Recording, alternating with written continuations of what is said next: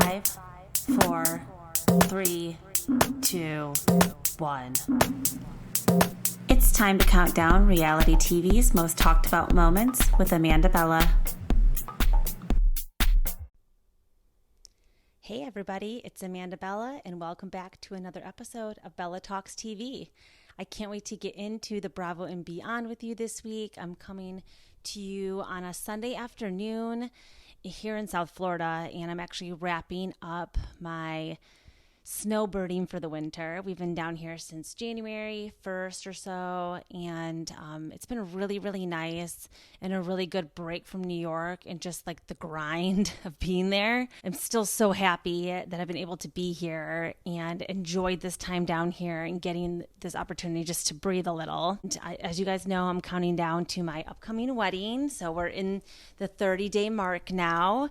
And I'm so excited for that. And I have so much other good stuff coming up. I'm actually going to be flying back to New York on Wednesday and getting ready for a big Bravo weekend. I'm going to a drag brunch on Saturday that Phaedra will be hosting. And I got the meet and greet ticket. So your girl is going to be hanging out with the Ms. Parks this weekend. And I can't wait to come back and be able to tell you guys about that experience and stuff. That's the best part about living in New York and just being in one of these cities that has so much fun opportunities and events going on. I sometimes really feel spoiled, but I always try to take all of this stuff with a little bit of grain of salt. Like, I do not like to fly that close to the sun. And I know some people really like to get involved with these Bravo celebrities and hang out with them and be real friends with them and stuff, but that's never been my intention or really my MO in this.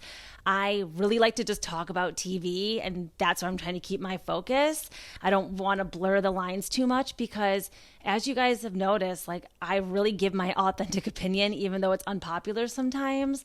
And I know a lot of the OG content creators that have been around that kind of started this, like, I always like bow down to you, like, thank you for paving the way for people like me.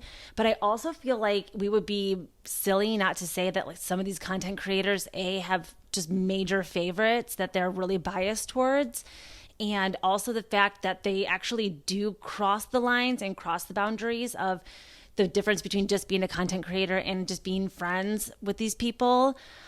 It's just like a line that I don't like to cross. So even though I do these meet and greets and I hang out with these people and stuff, like, I always try to keep them in my TV and keep them as somebody that I look to for entertainment, because I don't want to start clouding my judgment. Like, I feel like I am a good judge of character for the most part. And I think, like, when you start blindly having loyalty to some of these celebrities, it starts to, like, mess with your own head.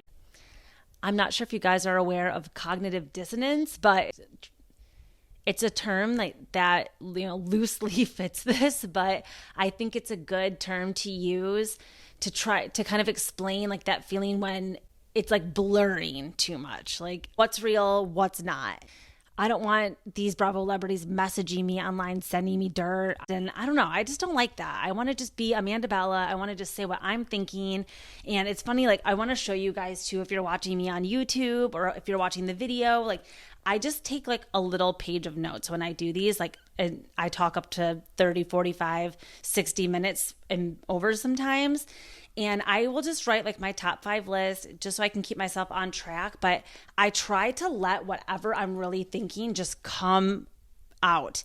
I don't want to script myself. I don't want to catch myself being like, oh, they're not going to like if I say that. Like, I want to be able to give my unfiltered opinion about what's really going on. And I hope that I can continue to do that as time goes on. I can already catch myself, not even because of them reaching out to me, but honestly, just because of like trolls, for lack of a better word. I already find myself having a hard time like posting certain opinions, or I find myself holding back because I don't want to get into fights with like other content creators and stuff. Like, I don't want to fight with anybody. I just want to come on here, be like, wow, wasn't that shit crazy that we watched last week? Like, this is what I thought. And then it's over. Like, it's not that serious, you guys. So again, this is supposed to be a fun environment and just a place to like come vent. I hope that when you listen, there are some things I say that you're like, whoa, I really agree with that. And then actually, I think it's really healthy for people to also have those moments where they're like, oh, this girl is crazy. Like, what is she talking about? She's so wrong. Like, you have to have conflicting conflicting point of views, and you have to have people that you surround yourself with that have different viewpoints on stuff, because otherwise, like, it just starts to get kind of like culty, and you're just only agreeing with people who agree with you, and it's just, I'm not talking about you, I'm talking about them. So if you're taking it personally, we're already getting like way too twisted into this world of stuff. So that's just my 2 cents before getting into today's episode. I think you guys are really going to like it, even though it's a weird week. Like, we have a lot of finales going on. So the Real Houses of Miami finale was on. The Traitors finale was on. We had Married to Medicine ending. We had, basically, we're at the end of Real Houses of Beverly Hills. We have one more reunion episode left. Married at First Sight, if you're watching there, we had that first part of the 2-part reunion, or 2 on last week, and then the Love is Blind finale. So a lot of shows are coming to an end. A lot of these cycles are kind of, it's like maybe that's why we're all feeling so like, beat down, because we're at the end of some of these shows that we've been talking about for months. So I hope that I can wrap some of these shows up with a little bow and send them on their way, and hopefully we can make room for some new shows and some new energy. So let's get into it this week. As always, I'm here just in my home. I always like to like shout that out, because I want people to have, manage their expectations when it comes to things. Like, I self-produce, I self-record, I self-edit. I'm in my house, like in my pajamas, on my couch. I always have my dog here. She's right next to me today, just taking a little snooze. There she is. So the people that come for the candy content, she's here. Don't worry.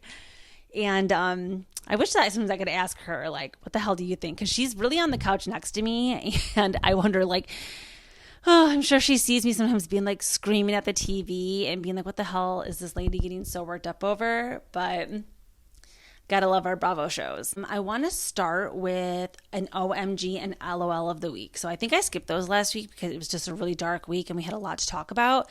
But there were a couple moments that I wanted to bring up that weren't in my top 5 countdown. So let's start with talking about my LOL of the week. We'll do the good news first and then the bad news afterwards. So this week's LOL of the week, again, wasn't like the funniest week on TV, but I did find one really, humorous moment, and that was in the Real Housewives of Miami finale. So we're at the last part of the reunion. We made it through the whole season. I really hope that you guys have been watching. I am a day one watcher back when it was on season 1, back when we had Leah Black and Chrissy Rice and Larsa, the original Larsa was back there before she turned into who she is now. I actually used to like old Larsa. She was a little bit more like chill. Now she's more a little bit yappy now, and I don't love that. But I used to like her a lot. Back when Marisol and Mama Elsa were on there, the original couple of seasons of Real Houses of Miami are so good. If you have not dived in, you have to go back and watch, because I feel like you can't fully understand the dynamics of the show if you haven't watched the original seasons. So go back and watch those. Some of the funniest moments were on this reunion. One, just really the whole last minute of the show. So I had kept reading it online, the last 15 minutes of the show are going to be crazy. They're going to be so crazy. It wasn't that crazy to me. That got way too hyped up. I kept waiting for something huge to come out in the last 15 minutes, and nothing really happened, except just my LOL moment of the week, which was, I love any moment in a reunion when Andy gets that look on his face. You guys know the look where he is looking up at a housewife and smiling and just giving them that look of it's almost like a stage mom or something, seeing their child perform and win an award when they're just that's my baby. Daddy Andy was really looking at Julia like that. The moment when they decided to say, we're going to have a surprise performance from Julia's opera coach and Julia, and she pulls the mic out from behind the cushion on the couch and starts, singing. She was lip syncing, but can we blame her after that? She worked really hard, but she is no opera singer. Let's just, it's okay. We can say that, you guys, that she's not really a great singer, but it's really about the thought that counts and the effort that counts. Originally she did learn the opera to help support Martina, because Martina liked to listen to opera when she was getting her chemo treatments. And the original story is so sweet. It's like really hard to hate on it. But as soon as she started singing Ave Maria, like I was cracking up. I was really like, what is going on? Then they pan to Andy. Andy's got the look on his face. And then when it starts to break out into a techno remix, like that's when I really lost it. And all the girls were dancing. And that moment really just had me laughing because I think it was so random. And I don't think we've ever seen quite anything like that. I'm not sure if he was trying to replicate like that moment of Drew and Ralph. Or I think, that was a huge viral moment from the Real Houses of Atlanta reunion. So having these musical performances are such a big part of Bravo. They are. Our Bravolebs releasing songs and recording and having these moments is like a huge part of the Bravo culture. So I really appreciate them going out of their way to give us another one of those moments that will be iconic and we'll remember forever. So Ave Maria, techno remix, Julia, everybody dancing and having a good time. Like that was amazing. I'm glad that season is over. I think like the biggest takeaway for me from the Real Houses of Miami this season was that I like Alexia. Last season, I could not stand her. Everybody just kept saying like she's the Cuban Teresa, she's the Miami Teresa. And I actually used to agree with that because the way that she would fight, it just never made any sense to me. Like I just could never see her point of view. And it just felt like all of the leg that she had to stand on was just always like wobbly, and I could never get behind her opinions.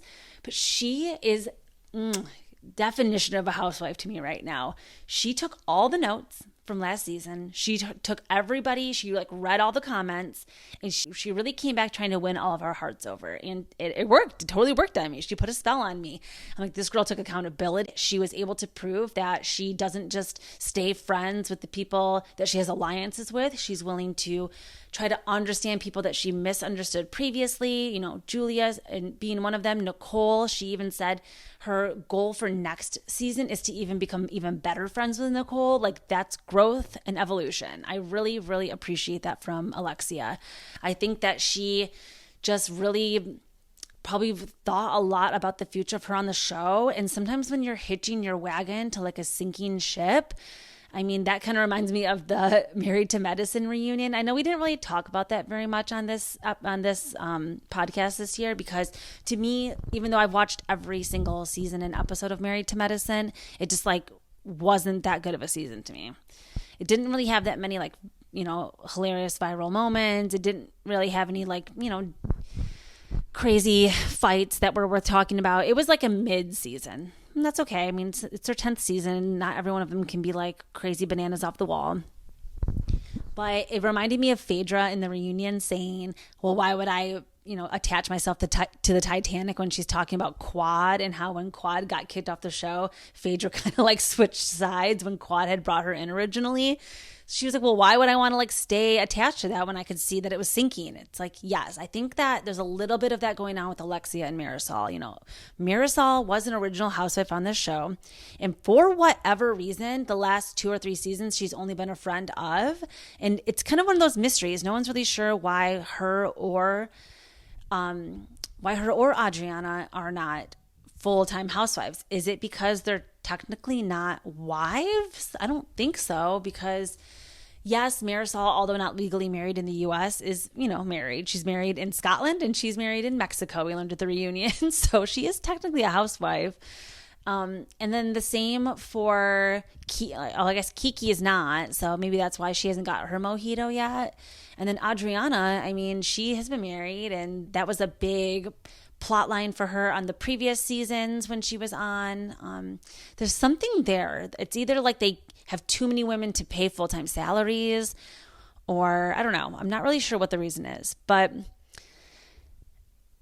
just seeing how Alexia was able to grow and evolve this season just really gave me hope for the future of the show. And it really showed me like she knows how to play housewives. You have to be able, even if you truly dislike somebody, to see their point of view, move on, at least be able to sit down to dinner with them, and to even if you don't mean it, you have to be like, okay, I'm sorry I hurt you. Like there has to be something done. And that's just like not what I'm getting across all of the housewives. So, and Alexia just really went above and beyond to, I think, come full circle this season. So I can't believe it. I'm on her side now. So love her. Loved the season. Can't wait for the next one. It was really, really good. So that was my LOL of the week. And now moving right into my OMG of the week. We have another big one this week. Another thing that's been really hard for me to, like I said, put my opinions out there about has been this Lindsay and Carl situation. So I'm going to try to tread lightly here because I don't want to, upset too many people.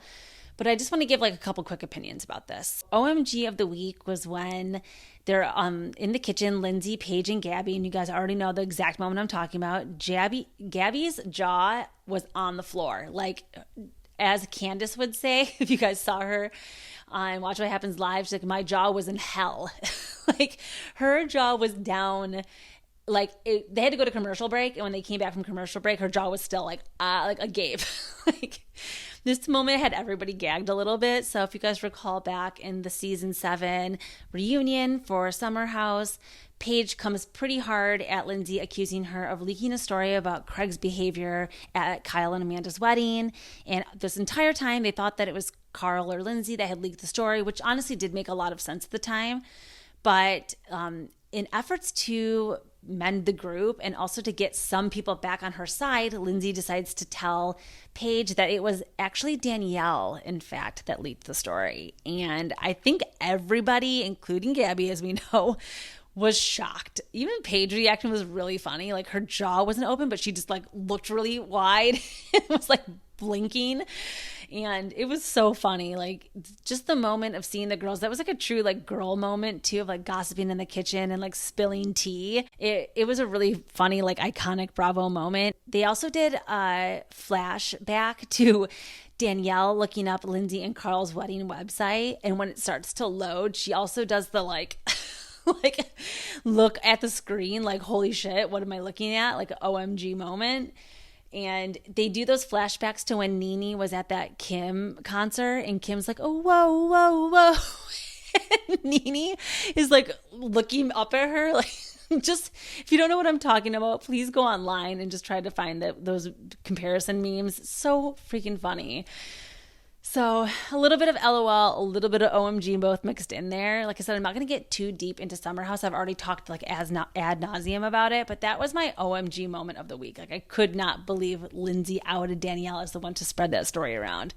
Now, I, of course, am very, very curious what the status of Lindsay and Danielle are like right now today, like Sunday, March 10th. Like, what is their status today? Because we already know Danielle has been on Watch What Happens Live and said that she was going to be Team Lindsay all season. But, like, is she still Team Lindsay now after that news dropped?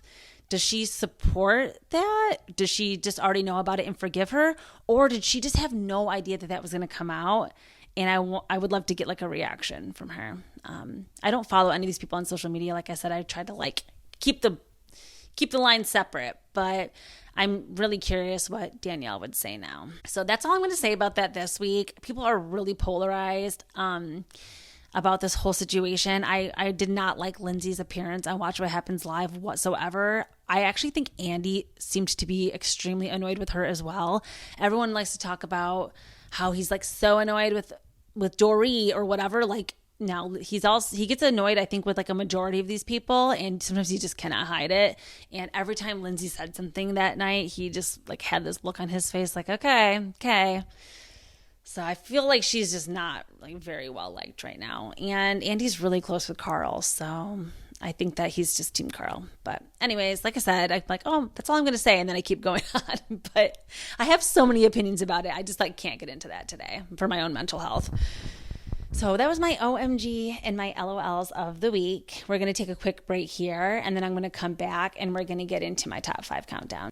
Hey everybody, welcome back to Bella Talks TV. It's Amanda Bella again. And this episode is brought to you by me. So make sure you're following me on social media, please.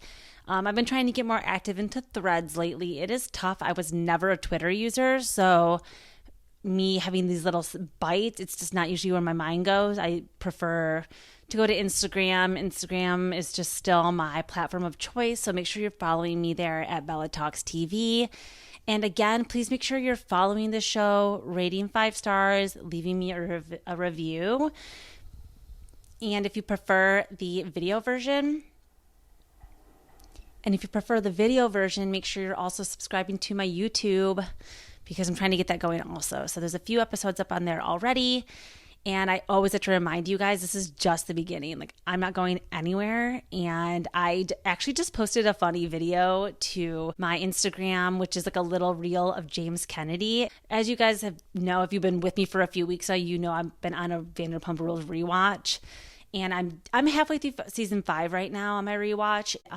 This season is really like a lot focused on James, his DJ. This is also like the most famous line when James is like, "We need to have more cosmopolitans, pump titty."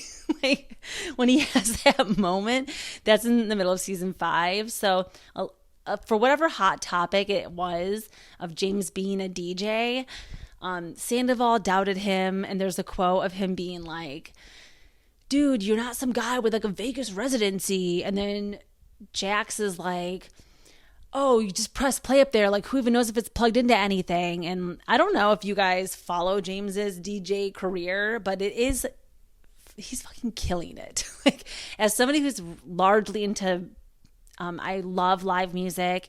I've been going to concerts since I was 10 years old. Like, I love a music festival. Like, I just love music. And James Kennedy is like the real deal. He is playing some of the biggest clubs. He has a really amazing residency in Las Vegas at the Live, which is in the Fontainebleau. And he's just killing it. So I made a little post that was like, if somebody tries to tell you like you can't do it, basically look at James Kennedy. Like, everybody doubted him, and he's killing the game. And he liked it and also commented on that post right now while I was taking that break. So when I saw that I had like a notification from James Kennedy, I was like, oh. But again, you guys, like, I didn't message him and be like, "What up, dude?" Like, I don't talk to these people. I just liked that he liked and commented. I didn't message him. I didn't try to like interact with him. I don't know, like, to each their own, but I just don't feel like that's what I'm here to do. So I appreciate that he acknowledged, you know, the art that I made, but I'm not trying to like hang out with these people. I want to keep them in my TV, like I said. So anyways, let's get back into my countdown. While you guys are all here, my number 5 most talked about moments of the week. And coming in at number 5 this week is going to be The Bachelor. So we're at the hometowns episode now, and Joey's down to his last 4 girls. It's Kelsey, Rachel, Daisy, and Maria. So let's kind of like run through the last 4 girls and I'll give you some brief opinions. So I personally, let's start with Kelsey. I think he's going to choose Kelsey. Kelsey to me is the front runner. He seems to have, like, over the last couple, I thought she was like, you know, milquetoast for a while, like super boring, super basic. But in the last couple episodes, she's won me over a little bit. She's showing a little bit more of her personality. They went and they did that like polar plunge. Like, there were just certain things where I'm like, okay, I'm kind of like getting a little bit more into her.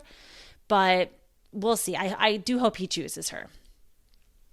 Now, when it comes down to Daisy, Daisy, of course, has won the hearts of America. She has a cochlear implant. She reveals that she was, that she battled a really bad sickness that caused her to lose her hearing. And that's really sad. Like, when you're not born with hearing loss and you go your whole life with having hearing and then it's taken away from you, I imagine that experience is extremely different than being born with no hearing loss. So, of course, with technology today, cochlear implants are amazing, and they now basically are able to give her like a totally normal functioning life. But I love to see the representation on the screen, but that doesn't mean that like I want her to win or that I still think she's that interesting. Like, to me, she doesn't like jump off the screen. I would like to see her in Bachelor in Paradise. I think if you guys remember Abby, I think it was she was on the last few seasons, she also suffered from hearing loss, and I think she just would go by way of reading lips. So everybody kind of has like their own way that they deal with these. We have never had anybody signing and using sign language, but I really liked Noah and Abby too. They're engaged now, one of my favorite Bachelor in Paradise couples from the last, recent years. And then we have Rachel, which again, I'm sorry, but I'm getting nothing. I'm not getting a pulse. I'm not getting like too much of a personality from her. Again, that could all just be like on editing. I think she's very sweet. I think her family's amazing. She has a really strong culture, and being from Hawaii and being Polynesian. Again, don't call me if that's politically incorrect. I will put in the episode notes if I did make a mistake, if she's actually like not Polynesian, but I think that that's what she identifies as culturally. So she, you know, nice girl, but it's kind of a snooze fest. And then we have Maria.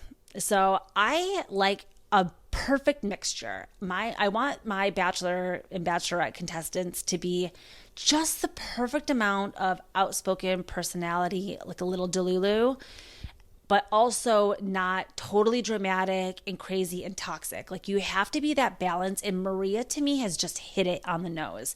She got into the mix. She had drama with the girls. She was able to stand up for herself. And she really was there for the right reasons, I believe. I do think that she looked at Joey and like kind of thought, okay, maybe we could have something. Again, though, you guys have to remember that these girls apply to be on the show before they know who the Bachelor is. So a lot of them are like already in the casting process when they announce who the Bachelor is. And at that point, I don't think people are going to like necessarily drop out unless they're just like super unattracted to the guy that they choose. So I don't think she went on the show for Joey, but I don't think any of the girls go on the show for Joey. They just basically agree to go on once they're already been casted and then he's announced. So, you know, the mask has to be lifted. The veil has to be lifted a little bit from these shows. Like these are produced shows, you guys. So it's not like it's not like they're really going on there because they see a future with this person before they even meet them. But anyways, that's all the magic of editing.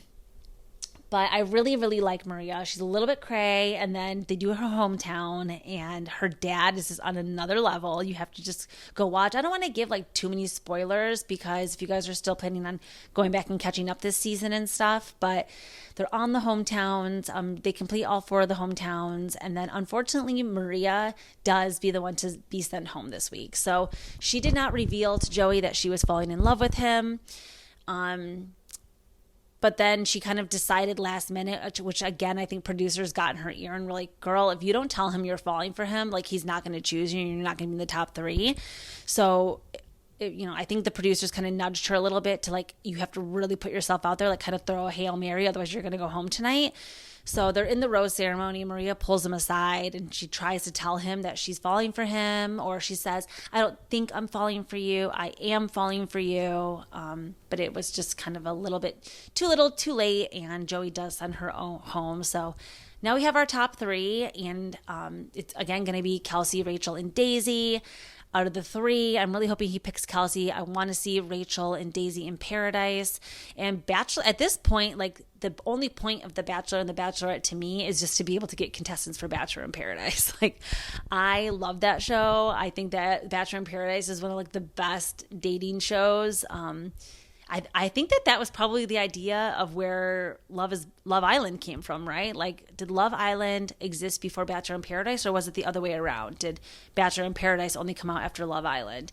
Either way, I think that just this idea of putting these people together for this amount of time, having it, be co-ed, and having them all be stuck on this beach for 8 weeks or whatever, 6 to 8 weeks, however long they're there, is a brilliant and genius idea, which is why it's been around for so long. So at this point, again, I'm really just looking forward to Bachelor in Paradise, but everyone's like, no, I personally would like to see Maria for Bachelorette because it hasn't been since Gabby that I have felt excited for a Bachelorette. Not saying that the other women aren't great, but they just didn't have that like star appeal to me that made me really want to tune in every week and like invest in them. But I do believe that Maria would be a really great choice, and I think that she would be so fun to watch, and I would be tuning in every week just to see her journey. But some people, of course, want to see her in Paradise too. So who knows where ABC is going to take this? Again, my personal vote would be Maria for Bachelorette, but I could see them also going with like Daisy. We'll see. We'll see what they choose. We're not going to know who wins for a few more weeks still. So keep tuning in. But the hometowns were my number 5 most talked about moment of the week. And getting right over into my number 4 moment of the week too. So This was a little bit hard. This is an off-screen drama that's going on, and I'm talking about the Rolling Stone expose done on the Fab Five of Queer Eye for the straight guys. When Jonathan Van Ness first graced our screens for the first time, they certainly touched my heart. Like, I've never really felt that personally connected to somebody who identifies as being non-binary. So I really enjoy learning about his journey and learning about their journey. And I keep catching myself because I'm still not even that well versed in talking about these types of characters on our TV or talking about these types of people. So forgive me if a he slips in there. Like, I do not mean that, and that I am so supportive of all LGBTQ, especially trans rights. So it's another thing that I've been really out there fighting for my life with on Instagram, because people think, of course, because I am a white woman with blonde hair, like I must be a Karen. So I'm constantly having to prove to everybody that no, it's okay to not like certain people. I'm not racist. So again, I'm not racist and I'm not a bigot. I just sometimes might slip up and say he. So I'm going to try to get through this without doing that. But I was really disappointed, again, by this entire story that came out, because I think the first time we ever saw JVN, Jonathan Van Ness,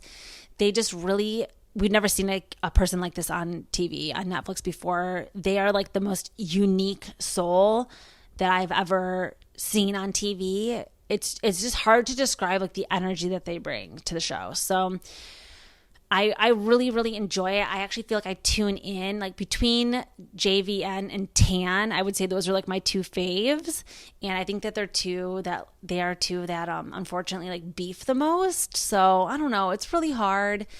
But if you guys didn't read the expose or don't know what I'm talking about, sources claim that they are a nightmare to work with, a monster, and basically just a diva on set, refusing to film with other cast members, giving off this energy that when they would walk into a room, people would be really upset or disappointed in the way that they were treating the staff and the way that they demanded to be treated. Just a lot of special treatment, and it made a lot of people uncomfortable. I'm hoping that what I'm trying to say is that they can come back from this. An apology, some self-work goes a long way. And to be able to prove that you're working on yourself and trying to take notes and grow and learn and evolve would go a long way here. So I'm hoping that we get some kind of an apology, some kind of statement from them, explaining what they plan on doing to make the situation better.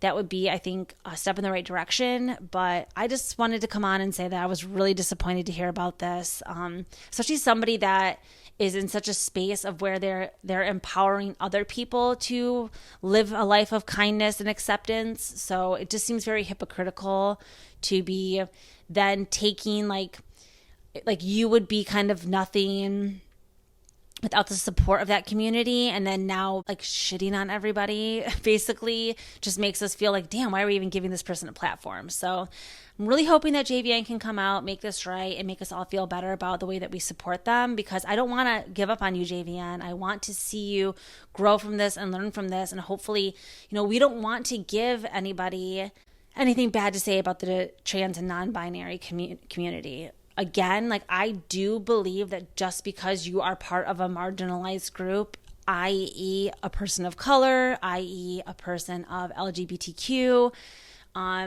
it doesn't mean that there can't be like bad people in those arenas of humanity as well. Just because that you are in one of those communities doesn't mean that we have to like just put up with everything that you do and say. So it's like such a hard way to try to articulate the real way to like fix this. But I'm just hoping that I'm just really hoping that JVN can really bounce back from this, because we were all rooting for you. This really reminds me of the Tyra, like we were all rooting for you, JVN. Like we wanted to see you in the representation on our screens. So please don't ruin this for you, and don't ruin this for everyone else that wants to support you. We love watching you. So I hope that you can get it. Okay, moving right along into my number 3 most talked about moment of the week. Now, this one got me really fired up the other day, but I'm going to see if I've calmed down a little bit, or I'm going to find myself getting really heated again. But we have got to talk about our Shishu, our Sheener, our Sheesh, and her big Dancing with the Stars moment. So Again, on my Vanderpump Rules rewatch right now, Sheena is just Sheena-ing, you guys. Like, if you go back and watch, she's kind of been the same person forever. We can't really be upset with her, like, just for being her. But I do think that she's taking things a little too far here. Now, I think that a lot of people are making a really good point about the fact that these Vanderpump Rules, like the original premise of the show was that they all wanted to be actors, they all wanted to be dancers, comedians, etc., and they wanted to be like in the entertainment business, and they were just working at SUR to get by. So the fact that them working at SUR ended up actually being like where their career took off is kind of crazy, because they all had bigger goals and dreams for themselves. So one of Shishu's number one goals in life apparently was to be on Dancing with the Stars. Now, I do believe that she is a big fan of the show, because I listen to her podcast amongst everybody's podcasts. As you guys know, as a podcaster myself, like, I listen to so many podcasts a week, probably between like 20 and 30. And I'm out here just collecting information on everybody at all times. So I had already collected some information on this previously when Sheena talked about on her own podcast about how when Ariana was on and filming Dancing with the Stars, she had to get like an appeal lifted, basically, that, or we'll get into it more, but basically she had been temporarily banned from the Dancing with the Stars property for when she had went, when Lisa Vanderpump was on, I believe, don't quote me, but I think this is what happened. She went to go support Lisa Vanderpump. She had a weed pen on her, and she wasn't allowed to take it on. They confiscated it, and they told her that she cannot come back to the property. Now, later she revealed that it was only a 90-day ban, but she didn't know that. So when Ariana got cast to go on, she asked Ariana to find out, like, hey, can Sheena please come and be on my list of people to come support me, even though she's previously been banned from the property? And they did tell her yes, like, she can come back. Now, it turns out that the ban had originally only been for 90 days. Like, she would have been fine without Ariana's approval anyway, I guess. But she would have never attempted or even thought about going back to Dancing with the Stars until Ariana was on there, basically. So she had kind of like let go of that dream because she had been banned from the property. Now, who knows if Sheena had never been caught with the weed pen, if she would have ever gotten chosen to be on Dancing with the Stars anyway. But she seems to think that like she was always gonna be on there, and that if this one thing didn't happen, like she would have been on there. But that doesn't necessarily, like, one thing doesn't equal the other. She might have never been on there anyway, even if she never had been banned. So she, starts to go in on this Tahoe episode about how she is really disappointed that Ariana got Dancing with the Stars because she always wanted to be on Dancing with the Stars, and it was her dream. Now, that to me just does not sound like a good friend. Like, two things can be true at the same time. Like, Ariana can go on Dancing with the Stars and have that also be like her dream and her, a good career move for her, and obviously a great opportunity that she got to do. Like, why should she have to turn that down just because you wanted to go on there? Like, I just don't think that would ever be fair of you to ask your friends to like not take an amazing life-changing opportunity just because like you also want the same opportunity. You should really just find it in your heart to be happy for them and just accept that like it was a blessing not meant for you.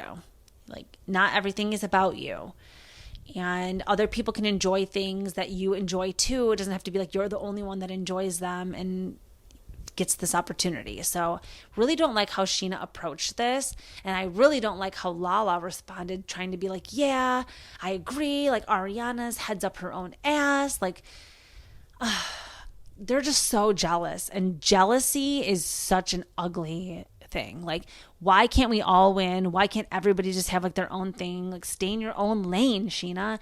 Just because someone else is getting good things going on doesn't mean that you're not. You are your own worst enemy, and if you don't get an opportunity, like, maybe you aren't good for that opportunity. Maybe they just like don't want you on there. Why does it have to be because someone else got it? Like, it's very clear to me that Sheena thought like because this was like the biggest season of Vanderpump Rules ever, and this clearly was a big dream of her, like she just thought she was going to get the call. So for Ariana to get the call, it just shows that Sheena was being delulu, that she was going to get the call when they might not have ever even like knew her name. So it's really sad for me to see them coming down on Ariana so hard, because I don't blame her in one bit, and I would do the same thing. I would be Ariana. Like there's not a thing that I would have changed if I were her. I would played the cards exactly the same way. I would have played all my hands the same way that Ariana did. So I just wish I could see more like, the women supporting the women here instead of everybody trying to get back on like Tom's side. We're all, again, it's only like episode 6 and I'm so tired of talking about this season of Vanderpump Rules already. But we had to just check in with Sheana being Sheana because that was the number 3 most talked about moment of the week. People were getting like ate up. And specifically, I made a post about how like it was May that they did the Uber Eats remix video. And then it was in July that they went to Tahoe. So Sheana went there and complained about all of the opportunity that Ariana had and Ariana not supporting her after Ariana already had been in the Uber Eats video with her and stuff. So it just shows like if like this didn't happen to Sheana, nothing in season 9 happened to Sheana. Everything happened to Ariana. All the opportunities that they've gotten, all this extra money that they've made, and their highest paid season ever is really because of Ariana. Everybody's like so upset that Lindsay and Carl and their situation, and Carl called the cameras to come and film the breakup, and how dare he call producers. Like Ariana did the same thing. The first call that she made was to producers to be like, yo, this is going down. Like we need cameras over at our house like in one day. If she wouldn't have done that, we wouldn't be here today. So I just think that these people need to get a grip, realize that their main priority is doing the show. That is the check. Without the show, they would have been nothing, and they need to like pay their respects to Bravo and the community and stop acting like they don't need us and they don't need the show because it made you. It made you who you are today, and it's given you every opportunity that you've had. So why don't you try to like reel it back in a little bit, check that ego a little bit, because we don't want Sheana on the Dancing with the Stars. We wanted Ariana. So sorry, Shishu, but that's just a hard truth. We didn't want to watch you. So sorry. Sorry, not sorry. Okay, so getting into my number 2 most talked about moment, we have to get over to the Netflix world. Again, this is a Bravo and Beyond podcast, so I love to give a mix of a little bit of everything, and we've got to talk about some Love is Blind now. So again, we've already talked so much about the Jimmy and Chelsea situation, but the way that they started this, again, there's spoilers here. So if you have not watched the finale, go watch now or skip ahead. But the season 6 finale starts with an opening shot of Jimmy and Chelsea sitting at an outdoor restaurant. And you already kind of know what's going to happen before anybody even like starts talking. You can feel the tension between them. Like you can cut it with a knife through the screen. So I already know something's about to go down here. Now, then Jimmy starts to begin to talk, and he basically just reveals to Chelsea that he cannot go to the altar with her. He really loves her. I do believe him. I believe that he was genuine. I think that he really loved her. I think he really chose her. And when he saw her and was like, okay, she doesn't look like she described, but this is Love is Blind. I love this girl. Like, I think he did the best he could to stay in that mindset and not let all of this outside stuff get to him. But at the end of the day, it actually wasn't the outside stuff. It was the stuff on the inside and her personality and kind of like her negativity that was the driving force to him doing the breakup and breaking off the engagement before they made it to the altar. So, of course, people like want to eat him up for wasting her time during the process. I disagree. I don't think he did waste her time. I think that he just really gave it enough time to see like, are these problems temporary? Is this just drama? Are the producers pushing this kind of stuff? Like, I think he tried his best to feel out what was really going on with them. And he just couldn't really get a pulse on it. He couldn't, after time, she would come to him like inebriated and pick fights. And I think it was like the straw that broke the camel's back. Like he could not handle it anymore. And he just needed to get out of the relationship for his own mental health. So I think it had nothing to do with him seeing Jess. We know that him and Jess don't have anything to do with each other. Jess was spotted in Mexico with Harry Jowsey. If you guys know what I'm talking about from Too Hot to Handle, Perfect Match, Harry. She was spotted frolicking with him there. And it's just like, I don't think that his decision had anything to do with Jess. So I think his decision was solely based on the fact that Chelsea just was not the right person for him. He knew it in his heart, and he didn't want to have a Giannina Damian moment where he got her to the altar and said no, and then she had like a total dramatic freak out, and then everybody in America hated him. So he did the right thing, in my opinion, by calling it off before they got to the altar and just at least giving her like the privacy, LOL, it's national TV, but the privacy for her to deal with that on her own, rather than with all of her friends and family there watching her get embarrassed and humiliated. So I actually give some snaps to Jimmy. I think he handles it correctly. It seems like they're actually still really good friends, and they've been spotted together recently. So it doesn't seem like there's been any harm, like no harm, no foul. Everybody needs to give Jimmy a break. I think he did his best. Now let's talk about a couple of the other couples here. So let's just quickly talk about Johnny and Amy. So we saw them make it to the altar together, and by no surprise to anybody, they did both say yes to each other.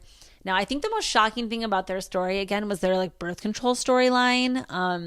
The fact that Jimmy's like so frightened of having kids, and when he kind of learned like what a vasectomy was, he was like, okay, wait, it's a little bit different than I thought. Like I thought it was, sometimes they can't be reversed. So even though a certain percentage of them can be reversed, he, I think, was like, no, that's not for me. So it was just a really interesting thing for them to talk about on TV. I don't think we've ever really seen like as honest of a conversation surrounding birth control and surrounding men taking birth control be on Netflix, let alone any of our reality TV shows. So found that discourse to be really interesting.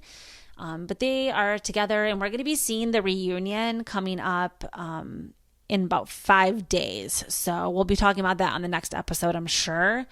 But no, by no surprise, again, they got married, and I wish them nothing but the best. A little bit boring, but always good to see some feel-good couples make it to the altar and say yes. Which brings us to Clay and AD. So this was a couple that I think everybody knew could go 50-50. Unfortunately for me, I think the nail in the coffin happened a couple of weeks ago. So again, spoiler alert, but AD and Clay make it up to the altar, but Clay then says no, AD says yes. And you can see the whole day as they're prepping, like AD's really in it. And a girl just doesn't pick a veil that says till death do us part unless she's going to say yes at the altar. So I think that she really went into it hoping that he was going to say yes. Now, AD is amazing, and because she was such a hot commodity in the pods, I think that she maybe her ego got a little inflated, or like, I'm not sure what it was, but I think that she just really thought she had it in the bag, which is why she was so shocked and so hurt when Clay did end up saying no to her. But I think, again, it's a lot of internalization. You see her go back to her room and start kind of like mulling over the decision.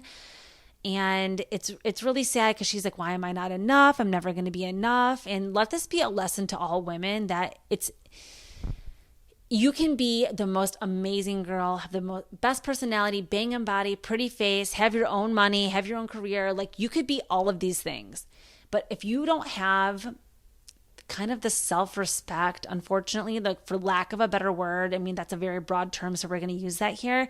If you don't have the self-respect for yourself to just not even give somebody a chance that you have any doubt about, you have to be able to be like, if this man even thinks there's a chance that he would cheat on me, I'm out. Not like, okay, I'm going to like give him a chance to cheat on me. Like, that's already not giving yourself the right amount of respect that you deserve. So I think she went into this hoping that Clay would see the light and that she would be the one that changed him. So when you put that idea into your head and then they actually don't choose you and they don't change, you take it very personally. So I felt really sad for her in that moment. I don't think that she did anything wrong. I just think that you have to have so much confidence and you have to have so much security in yourself to know that if you choose somebody like that a little bit, like, you can't be insecure. And she showed little cracks of that by kind of like giving him a hard time for how much he was at work and wondering where he was all the time and stuff. And she didn't have that like rock solid belief in them. And I think that caused him to falter. And, you just really have to make sure you're like leading with how you want to be treated. And I think that she kind of like missed the mark on that. I think that she gave him a little bit too much of a wiggle room, and she should have from the beginning kind of like stood her ground a little bit more on what she was willing and not willing to accept from him. And if he would have not said, if he would have said no in the pods, that would have been disappointing for her to miss out on the experience, but she would have avoided the heartbreak in the end. So I think the red flags were there and she just chose to ignore them. So I'm hoping 80 is doing good. I can't wait to see her at the reunion and get an update. And wow, we are already at our number one most talked about moment of the week this week. So let's again get right into it because I do have so many thoughts about this. We're talking about the Traitors finale. And the number one most talked about moment of the week is the Traitors finale and the reunion that aired right afterwards. So I really like what Peacock did here. They showed the finale of the Traitors, and then they had the reunion air right afterwards.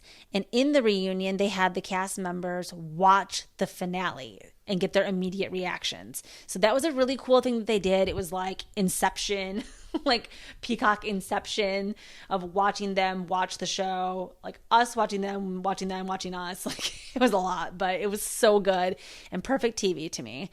So I think a lot of people are really upset with the outcome, but it's 50-50. There are 50% of people that are like, it's a game and we played a game and it's just a game, nothing's personal. And there's 50% of people that are like, whoa, what happened was not right and it should have been played differently. So again, spoilers ahead, but we get to the finale episode and it comes down to Sandra, Kate, MJ, CT, and Trishelle. And Kate does some really good traitor behavior here. She ends up being able to get Sandra banished. And then the four move into the grand finale, which is where they go to the Circle of Truth. And this is where they get to decide to basically end the game because they don't think any traitors are left and split the money. Or they have to continue to play, try to banish if they think any traitors are left. And that's what everybody decides to do. They decide to keep playing. They still think a traitor is left because they know Sandra just got banished. So they're able to get Kate out. And then it's down to just MJ, CT, and Trishelle. So as you guys know, CT and Trishelle go way back to the early days of the Real World Road Rules, challenges. And the challenge is such a long-running show. Again, that is just too much TV for me to go back and catch up on. But I'm a fan of CT from the Real World. I'm a fan of Trishelle from the Real World, but didn't really like keep up with who they were and what they were up to these days. And apparently, Trishelle is in this right-wing supporting area of the country, and that's kind of like her thing. So I think that gave a lot of people an opinion about her that had nothing to do with the show itself. Knowing like what she does in her outside life. And again, like I said earlier, I try not to cloud, like I try to just take who they are on the show and not think about who they are like too much off the show to me, but maybe that is really important information when I'm making opinions about people to be paying attention to. But basically, people kind of like already didn't like Trishelle for her political views. I also agree, like I was saying earlier, I'm a huge supporter of the trans community. So when I found out that she was somebody who doesn't support that necessarily, that was disappointing to me because I just don't understand why anybody ever cares what anybody else does with their life. Number one rule is just to like care about yourself. Like if you have to spend your life like trying to get other people to change to make you feel more comfortable, I just don't see the point in that. Again, I think it's important to have people with different conflicting views. That's what makes the world go round. So I just don't want everybody to have the same views about anything anyway. So anyways, people were already not into Trishelle. Now people like seem to love CT. I think CT also had his like own problematic behavior in the past, maybe the way he was like towards women and stuff, but that's kind of been scrubbed from history because people were really into CT. And then we had Kate, they got Kate out. And then there was MJ, who I am a huge fan of just MJ as a person because she on the Shaws of Sunset was one of those people that like showed everything, gave everything good and bad, and never shied away from the camera and gave us like that true reality TV. So I just have always been into her as a person and a character. So when the three of them got to the end, I think everybody was like, yes, like MJ made it. We were all rooting for her. And then with CT and Trishelle, it was kind of no surprise. They're game players and they had the strategy. So even though MJ maybe didn't have as much strategy, she really played the game as a very faithful, and I felt like she did deserve to win. So when they start to get into this finale, it starts to get like really tense. You can feel that something's going to happen, but like nobody's really sure like how it's going to go down. So when they get into this circle of truth and they have to decide to keep the game going still, Trishelle throws a red pouch in the fire, which signals that she still thinks the traitor is left. Now, again, it's just CT, MJ, and Trishelle standing there. So MJ's like, whoa, what's going on here? Why is the fire red? Like, what are we doing here? And Alan explains, like, okay, like, you guys have to go around and vote to banish somebody again that you think is a traitor if you still think there's a traitor here. So MJ has a real Sophie's choice, as she puts it. She's like, I guess I have to put Trishelle because I have to put somebody down. And, like, I just really feel like CT is a traitor. And then Trishelle, by a shock of all, decides to vote for CT. Now, CT just started to really give her some doubt because he had kind of been flipping and flopping, and the last 2 episodes for him were a little bit off kilter, and she started to have some doubt. And so she decides to vote for CT. But as soon as she votes for him, you can see on CT's face, he's heartbroken. He's like, oh my gosh, she doesn't trust me. Like, what did I do wrong? Like, how am I going to get myself out of this? I've got to just convince her that I promise her I am not a traitor. And so Alan gives everybody a chance to go around and say like why they think that they should be saved. And you can just tell like that gives them enough information to have him be able to convince Trishelle. Like, he just tells her basically, come on, girl, like, you know me, we're going to make it to the end. Like, we've been working together, like, come on. And there's a lot of conspiracy theory about this. If this was planned all along and they were just really good actors, and if they had planned on getting MJ out the whole time, or if it was a true play and a true change of heart from Trishelle. We will never know. And at the reunion, they get into this, and Trishelle stands by everything. She's like, no, I really, really thought CT was a traitor in that moment. And it wasn't until that final speech that he convinced me that he wasn't. So then when they go around the circle again and they have to banish another person again, they band together, CT and Trishelle, and they vote MJ out. And that's really shitty because they could have totally ended the game with the 3 of them and they would have all just split the money 3 ways. But because they were either one of 2 things, A, really convinced that there was a traitor left and it had to be MJ, or they did preemptively plan this out and they decided to get her out because they, just wanted the money. It's really hard to know. Like I said, we'll never know the truth, but at the finale and the reunion, they really get into this a lot. Like, a lot of people are coming for them. A lot of people online are just so upset with Trishelle. Of course, nobody's like really as upset with CT, which I don't think is fair. CT was just as involved in this. But unfortunately, like, because people already didn't like Trishelle going into this, they're going to think that, they're going to put a lot of the extra heat on her. They think that she had been coming for Peppermint earlier in the season for being somebody who identifies as, trans, non-binary. So it's just not good. The whole situation's not good. It's got that extra dark element. But we did make it to the end of the show. CT and Trishelle take home the money and they become the winner of the Traitors. So it was really hard to watch. And when they get into the reunion, like, MJ is still so upset and hurt by what they did to her. She's taking it very personally.